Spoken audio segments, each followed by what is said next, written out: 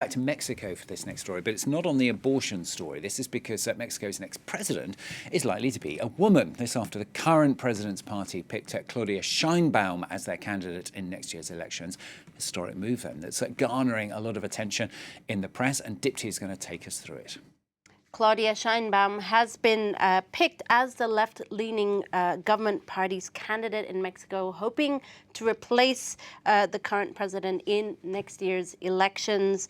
The opposition party has, for its part, selected Xochitl Galvez as its candidate, meaning that the next president of Mexico is most likely to be a woman if it comes from either of the main parties. It is a watershed moment, as the New York Times calls it, for the world's largest Spanish-speaking country. Both women have impressive credentials as well. Sheinbaum is a physicist with a doctorate in environmental engineering, while Galvez is an engineer with indigenous roots. She also rose from poverty to become a tech entrepreneur. Both candidates also share similar political platforms. They're both socially progressive, expected to maintain anti-poverty campaigns in Mexico if elected, and both are in favor of decriminalizing abortion. Now, Sheinbaum is also on the front page of La Jornada, which is a Mexican daily today, the paper quoting her speech to supporters yesterday as saying that the next president will be a woman and it will be her, she says. There was one notable absence from her speech, and that is Marcelo Ebrard, the former foreign minister. This is the focus of El País today. The former foreign minister actually came second in those primaries, and he actually called out voting inconsistencies in the primary vote. He even called for a recount. The candidate hopefuls have actually agreed that if one from their party wins next year, the others will have a guaranteed spot in their government. Ebrard saying for his part he would not accept a consolation prize. So the early beginnings of Sheinbaum's campaign has been somewhat marred by this internal discord. Remains to be seen, though, if it'll impact her campaign. That's in the press today. Now, all is not well in Britain. That is the focus of the British weeklies today. That's right. Crumbling concrete that forced the closure, of course, of some 100 schools recently in Britain was seen as a sort of a tipping point of this nationwide crisis, national health servicing crisis, filthy rivers, strikes, inflation. That's what the New European says, using a four-letter word that I won't mention here to describe the state of affairs in Britain. Great Britain not looking so great these days, at least according to this weekly.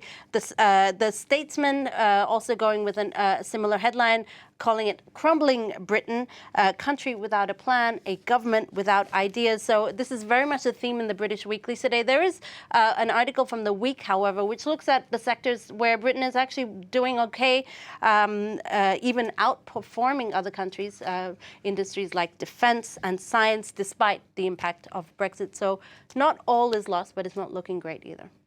Well, on the environment for you now, recurrent episodes of extreme heat getting a lot of focus in the papers today. Yeah, Libération grimly heralding what it calls the beginning of the climate collapse on its front page with an unprecedented late summer heat wave in France, fires, now torrential rains in Greece and Spain.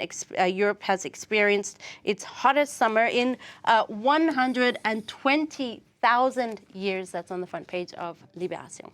And climate change will certainly be a topic of discussion at the upcoming G20 summit in India. Prime Minister Narendra Modi, though, making headlines for the invitations which were sent out. Yeah, the state-issued invitations to it, sent to world leaders, used the word Bharat and not India, prompting rumors that Modi's nationalist agenda might extend to phasing out the English name of India in favor of a more Indian name or more historically Indian name. The Guardian explaining that when India became independent, it had three names, each with its own history. There was India, the Sanskrit name that refers to the Indus River, Hindustan, which is a name that's been used for centuries by Persians, but also the Mughals, and Bharat, which refers to the name of the legendary king in the Mahabharata, one of the most sacred Hindu texts. Some call it a triumphant move to phase out or to free India from its colonial shackles. Others see it as yet another step towards Modi's nationalistic, even Hindu-centric political agenda. Now, if you're a regular watcher at this time, you'll know that Dipti loves her studies, particularly very scientific ones, and this is certainly one. It's about what your favourite type of coffee says about you. Yeah, this is indeed a very, very serious scientific study. A famous US coffee chain asked people to attribute personality traits to themselves and then cross-reference this with the type of coffee that they drink. So the results, as you see here, are varied and very much rooted in science and logic. If you drink a maca, you're the sexiest. You tend to be sexy. If you're flat white, I actually don't want to admit, but I do like flat whites, but this sounds so boring. You're honest and trustworthy. Iced coffee drinkers, life and soul of the party, apparently best lovers. So can you imagine this kind of relationship while fireworks? Guess what I had yesterday afternoon? An iced coffee. There you go. Non-dairy coffee drinkers, moralistic and introverts. And you have latte drinkers, people pleasers.